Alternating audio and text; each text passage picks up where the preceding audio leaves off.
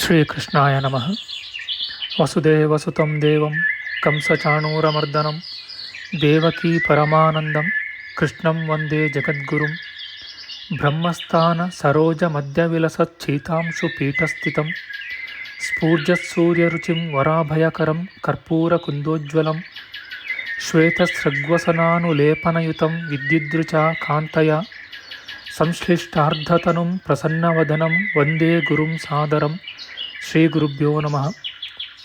ಲಂಬೋದರಂ ಪರಮಸುಂದರಮೇಕದಂತಂ ರಕ್ತಾಂಬರಂ ತ್ರಿನಯನಂ ಪರಮಂ ಪವಿತ್ರಂ ಉದ್ಯದ್ದಿವಾಕರಕರೋಜ್ವಲಕಾಯಕಾಂತಂ ವಿಘ್ನೇಶ್ವರಂ ಸಕಲವಿಘ್ನಹರಂ ನಮಾಮಿ. ತ್ವಾಂ ದೇವ ವಿಘ್ನದಲನೇತಿ ಚ ಸುಂದರೇತಿ ಭಕ್ತಿಪ್ರಿಯೇತಿ ಸುಖದೇತಿ ಫಲಪ್ರದೇತಿ ವಿದ್ಯಾಪ್ರದೇತ್ಯಗಹರೇತಿ ಚ ಯೇ ಸ್ತುವಂತಿ ತೇಭ್ಯೋ ಗಣೇಶವರದೋ ಭವ ನಿತ್ಯಮೇವ. ಶ್ರೀ ಮಹಾಗಣಪತಯೇ ನಮಃ. ಯಾ ಕುಂದೇಂದು ತುಷಾರಹಾರಧವಳ ಯಾ ಶುಭ್ರವಸ್ತ್ರಾವೃತ ಯಾ ವೀಣಾ ವರದಂಡಮಂಡಿತಕರ ಯಾ ಶ್ವೇತಪದ್ಮಾಸನ ಯಾ ಬ್ರಹ್ಮಾಚ್ಯುತ ಶಂಕರ ಪ್ರಭೃತಿಭಿಃ ದೇವೈಃ ಸದಾ ವಂದಿತಾ ಸಾ ಮಾಂ ಪಾತು ಸರಸ್ವತೀ ಭಗವತಿ ನಿಶ್ಶೇಷಜಾಡ್ಯಾಪಃ. ಶ್ರೀ ಸರಸ್ವತ್ಯೇ ನಮಃ. ವೇದಾರ್ಥತತ್ವವಿಶದೀಕರಣೇನ ಪುಂಸಾಂ ಉಚ್ಚೈರ್ಗತಿಂ ಜಗತಿ ಯೋ ದಯಾಯ ವಿಧಾತುಂ ರಮ್ಯಾಂ ಪುರಾಣಪದವೀಂ ಪ್ರಣಿನಾಯ ತಸ್ಮೈ ಲೋಕೇಶವೈಭವಪುಷೇ ಋಷಯೇ ನಮಸ್ತಾತ್. ತಸ್ಮೈ ವ್ಯಾಸಾಯ ಮುನಯೇ ಸರ್ವಜ್ಞಾಯ ಮಹರ್ಷಯೇ ಪರಾಶರ್ಯಾಯ ಶಾಂತಾಯ ನಮೋ ನಾರಾಯಣಾತ್ಮನೆ. ಶ್ರೀ ವ್ಯಾಸಾಯ ನಮಃ.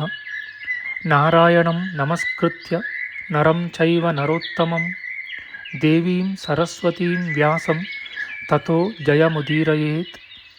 ಕನಕರುಚಿದುಕೂಲಃ ಕುಂಡಲೋಲ್ಲಾಸಿಗಲ್ಲಃ ಶಮಿತಭುವನಭಾರಃ ಕೋಪಿ ಲೀಲಾವತಾರಃ ತ್ರಿಭುವನಸುಖಕಾರಿ ಶೇಷಶಾಯೀ ಮುಕುಂದೋ ಪರಿಕಲಿತರಮಾಂಗೋ ಮಂಗಲಂ ನಸ್ತನೋತು.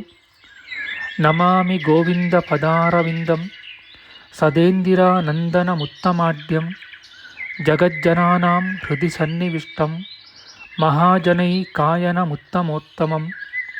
ನಮಸ್ತೆ ಚಕ್ರಹಸ್ತಾಯ ಶಾರ್ङ्ಗಹಸ್ತಾಯ ತೇ ನಮಃ. ನಂದಹಸ್ತಾಯ ತೇ ವಿಷ್ಣೋ ಶಂಖಹಸ್ತಾಯ ತೇ ನಮಃ. ಓಂ ನಮೋ ವಾಸುದೇವಾಯ ನಮಃ ಸಂಕರ್ಷಣಾಯ ಚ ಪ್ರದ್ಯುಮ್ನಾಯ ನಮಸ್ತುಭ್ಯಂ ಅನಿರುದ್ಧಾಯ ತೇ ನಮಃ. ಪಾತಾಲಾದುತ್ಪತಿಷ್ಣೋರ್ಮಕರವಸತಯೋ ಯಸ್ಯ ಪುಚ್ಛಾಭಿಘಾತ ದೂರ್ಧ್ವಂ ಬ್ರಹ್ಮಾಂಡಖಂಡ ವ್ಯತಿಕರವಿಹಿತ ವ್ಯತ್ಯಯೇ ನಾಪತಂತಿ.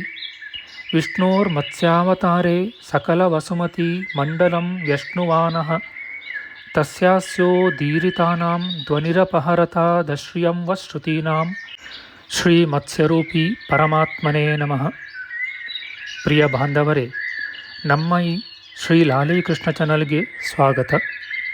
ಇಂದಿನ ವಿಡಿಯೋದಲ್ಲಿ ನಾವು ಶ್ರೀ ಮತ್ಸ್ಯ ಮಹಾಪುರಾಣದ 114ನೆಯ ಅಧ್ಯಾಯದ ಪೂರ್ವಭಾಗದ ವಿಚಾರ ಮಾಡೋಣ. ಈ ಅಧ್ಯಾಯದಲ್ಲಿ ಭೂಗೋಳ ವರ್ಣನ, ಭಾರತ ವರ್ಷದ ಮಹಿಮೆ, ಸಪ್ತಕುಲ ಪರ್ವತಗಳು, ನದಿಗಳು ಮತ್ತು ದೇಶಗಳು, ಕಿಂಪುರುಷ ಮತ್ತು ಹರಿವರ್ಷಗಳ ವಿಚಾರ ಮಾಡೋಣ. ಶ್ರೀಕೃಷ್ಣಾಯ ನಮಃ. ಋಷಿಗಳು ಹೇಳುತ್ತಾರೆ, ಸ್ವಯಂಭುವ ಮೊದಲಾದ 14 ಜನ ಮನು ಚಕ್ರವರ್ತಿಗಳು ಪ್ರಜಾ ಸೃಷ್ಟಿಯನ್ನು ಮಾಡಿ ರಾಜ್ಯಭಾರವನ್ನು ನಡೆಸಿದುದು ಈ ಭಾರತ ವರ್ಷದಲ್ಲಿಯೇ ಅಲ್ಲವೇ? ಧರ್ಮವನ್ನು ಬಲ್ಲವನೂ ಮಾತುಗಾರನೂ ಆದ ಎಲೈ ಪೌರಾಣಿಕನೇ, ನಿನ್ನಿಂದ ಇದರ ವಿವರಣೆಯನ್ನು ತಿಳಿದುಕೊಳ್ಳಬೇಕೆಂದು ಬಯಸುತ್ತೇವೆ. ಮುಂದಿನ ವೃತ್ತಾಂತವನ್ನು ಹೇಳು.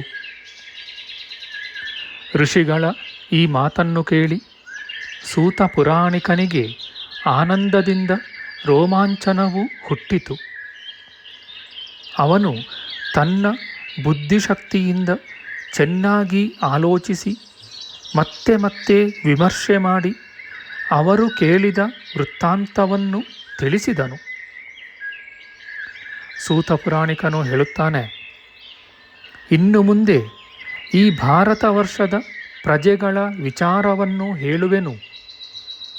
ಪಾಲಿಸುವುದರಿಂದಲೂ ಸೃಷ್ಟಿಸುವುದರಿಂದಲೂ ಮನುವಿಗೆ ಭರತನೆಂಬ ಹೆಸರು ಬಂದಿದೆ. ಭರತನು ಆಳಿದ ದೇಶವಾದುದರಿಂದ ಇದಕ್ಕೆ ಭಾರತ ವರ್ಷವೆಂಬ ಪ್ರಖ್ಯಾತಿ ಬಂದಿತು. ಭಾರತ ಶಬ್ದದ ನಿರ್ವಚನವನ್ನು ಪ್ರಾಜ್ಞರು ಈ ರೀತಿಯಾಗಿ ಮಾಡಿದ್ದಾರೆ.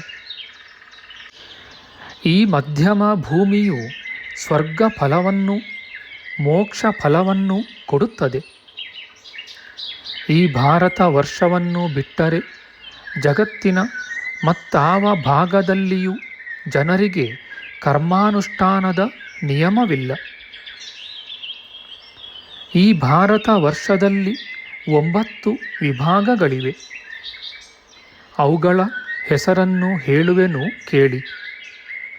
ಇಂದ್ರದ್ವೀಪ, ಕಶೇರು, ತಾಮ್ರಪರ್ಣಿ, ಗಭಸ್ತಿಮಂತ, ನಾಗದ್ವೀಪ, ಸೌಮ್ಯ, ಗಂಧರ್ವ ಮತ್ತು ವಾರುಣಗಳೆಂಬವು ಆದಿಯಿಂದ 8 ಭೂಭಾಗಗಳು. ಈಗ ನಾವು ವಾಸ ಮಾಡುತ್ತಿರುವುದೇ 9ನೆಯ ದ್ವೀಪ. ಇದನ್ನು ಸಾಗರವು ಸುತ್ತುಗಟ್ಟಿರುವುದು. ದಕ್ಷಿಣೋತ್ತರವಾಗಿ ಇದು 1000 ಯೋಜನ ವಿಸ್ತಾರವಾಗಿದೆ. ಕನ್ಯಾಕುಮಾರಿಯಿಂದ ಗಂಗಾ ನದಿಯ ಉತ್ಪತ್ತಿ ಸ್ಥಾನದವರೆಗೆ ಇದು ವ್ಯಾಪಿಸಿದೆ. ಮೇಲ್ಗಡೆಯಲ್ಲಿ ಈ ದ್ವೀಪವು ಪೂರ್ವ ಪಶ್ಚಿಮವಾಗಿ 10,000 ಯೋಜನ ಅಗಲವಾಗಿದೆ. ಈ ದ್ವೀಪದ ಗಡಿಗಳಲ್ಲಿ ಎಲ್ಲ ಕಡೆಯೂ ಮ್ಲೇಚ್ಛರು ವಾಸವಾಗಿದ್ದಾರೆ. ಪೂರ್ವದ ಮತ್ತು ಪಶ್ಚಿಮದ ಕೊನೆಯಲ್ಲಿ ಯವನರು, ಕಿರಾತರು ಇದ್ದಾರೆ. ಮಧ್ಯಭಾಗದಲ್ಲಿ ಬ್ರಾಹ್ಮಣರು, ಕ್ಷತ್ರಿಯರು, ವೈಶ್ಯರು ಮತ್ತು ಶೂದ್ರರು ಅಲ್ಲಲ್ಲಿ ವಾಸ ಮಾಡುತ್ತಿರುವರು. ಅವರು ದೇವತಾರಾಧನೆ, ಬಿಲ್ಲುವಿದ್ಯೆ, ವ್ಯಾಪಾರ, ಸೇವೆ ಮುಂತಾದ ಕರ್ಮಗಳಲ್ಲಿ ತೊಡಗಿರುವರು. ಈ 4 ವರ್ಣದವರಿಗೂ ಅವರವರ ಆಶ್ರಮ ಧರ್ಮಕ್ಕೆ ತಕ್ಕಂತೆ ಧರ್ಮ, ಅರ್ಥ ಮತ್ತು ಕಾಮಗಳೆಂಬ ಪುರುಷಾರ್ಥಗಳನ್ನು ಕೊಡುವ ಕರ್ಮಗಳಲ್ಲಿ ಪರಸ್ಪರ ವ್ಯವಹಾರವಿದೆ. ಜೀವರಾಶಿಗಳ ಕರ್ಮವು ಕ್ಷಯಿಸಲೆಂದು ಸಂಕಲ್ಪಿಸಿ ಭಗವಂತನು ಆಶ್ರಮ ಧರ್ಮಗಳನ್ನು ಗೊತ್ತು ಮಾಡಿರುವನು. ಶಾಸ್ತ್ರೋಕ್ತವಾದ ನಿಯಮದಂತೆ ಅವುಗಳನ್ನು ಈ ಭಾರತ ಭೂಮಿಯಲ್ಲಿ ಅನುಷ್ಠಾನ ಮಾಡಿದರೆ ಮಾನವನಿಗೆ ಸ್ವರ್ಗಾದಿ ಸುಖವೂ ಮೋಕ್ಷವೂ ಲಭಿಸುವವು. ಮನು ಚಕ್ರವರ್ತಿಗಳ ಅಧಿಕಾರ ಸ್ಥಾನವೆನಿಸಿಕೊಂಡು ಈ ಪೂರ್ವದಲ್ಲಿ ಹೇಳಿದ ಉದ್ದಳತೆ ಮತ್ತು ಅಡ್ಡಳತೆಗಳಿಂದ ಕೂಡಿದ ಈ ದ್ವೀಪವಷ್ಟನ್ನೂ ಸಂಪೂರ್ಣವಾಗಿ ಯಾವನು ಜಯಿಸುತ್ತಾನೆಯೋ ಅವನನ್ನು ಸಾಮ್ರಾಟ್ ಅಥವಾ ಚಕ್ರವರ್ತಿ ಎನ್ನುವರು. ಈ ಲೋಕವನ್ನು ಸಾಮ್ರಾಟ್ ಎಂದೂ ಅಂತರಿಕ್ಷವನ್ನು ವಿರಾಟ್ ಎಂದೂ ಕರೆಯುತ್ತಾರೆ. ಅದರ ಮೇಲಿನ ಸ್ವರ್ಗಲೋಕವನ್ನು ಸ್ವರಾಟ್ ಎನ್ನುವರು. ಭಾರತ ವರ್ಷವನ್ನು ಇನ್ನಷ್ಟು ವಿಸ್ತಾರವಾಗಿ ವರ್ಣಿಸುವೆನು ಕೇಳಿರಿ. ಈ ದೊಡ್ಡ ಭೂಖಂಡದಲ್ಲಿ 7 ಕುಲ ಪರ್ವತಗಳಿವೆ. ಮಹೇಂದ್ರ, ಮಲಯ, ಸಹ್ಯ, ಶಕ್ತಿಮಂತ, ಋಕ್ಷವಂತ, ವಿಂಧ್ಯ ಮತ್ತು ಪಾರಿಯಾತ್ರಗಳೆಂದು ಅವುಗಳ ಹೆಸರು. ಅವುಗಳ ನೆರೆಹೊರೆಯಲ್ಲಿ ಇನ್ನೂ ಸಾವಿರಾರು ಪರ್ವತಗಳಿವೆ. ಇನ್ನೂ ಎಷ್ಟೋ ದೊಡ್ಡ ದೊಡ್ಡ ಪರ್ವತಗಳಿವೆ. ಅವುಗಳ ತಪ್ಪಲು ನೆಲವು ಅತಿ ರಮಣೀಯವಾಗಿ ಆಶ್ಚರ್ಯವನ್ನು ಹುಟ್ಟಿಸುತ್ತದೆ. ಅವುಗಳಿಗಿಂತ ಚಿಕ್ಕವಾದವುಗಳೂ ಕೂಡ ಹೇರಳವಾಗಿವೆ. ಅವುಗಳಲ್ಲಿ ಕುಳ್ಳರಾದ ಜನರು ವಾಸಿಸುತ್ತಿರುವರು.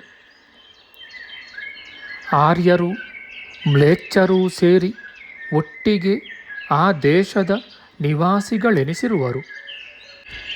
ಗಂಗೆ, ಸಿಂಧು, ಸರಸ್ವತಿ, ಶತದ್ರು, ಚಂದ್ರಭಾಗೆ, ಯಮುನೆ, ಸರಯು, ಐರಾವತಿ, ವಿತಸ್ತೆ, ವಿಶಾಲೆ, ದೇವಿಕೆ, ಕುಹು, ಗೋಮತಿ, ದೌತಪಾಪೆ, ಬಾಹುದೆ, ದೃಷದ್ವತಿ, ಕೌಶಿಕಿ, ನಿಶ್ಚಲೆ, ಗಂಡಕಿ, ಇಕ್ಷು ಮತ್ತು ಲೌಹಿತಗಳೆಂಬ ನದಿಗಳು ಹಿಮವತ್ ಪರ್ವತದಲ್ಲಿ ಹುಟ್ಟಿ ಹರಿಯುತ್ತವೆ.